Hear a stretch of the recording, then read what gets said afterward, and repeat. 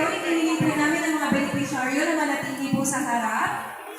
Manatili po tayo sa harap, ang ating pong mga beneficiaryo mula po sa Barangay Layban. Para po tanggapin ang mga pananim na ipinagkaloob po mula po sa Department of Agriculture, ganun din po mula sa Municipal Agri Office ng Tanay.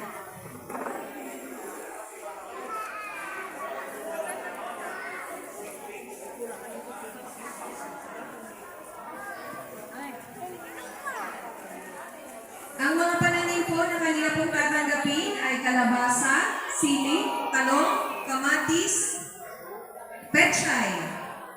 Ang panaya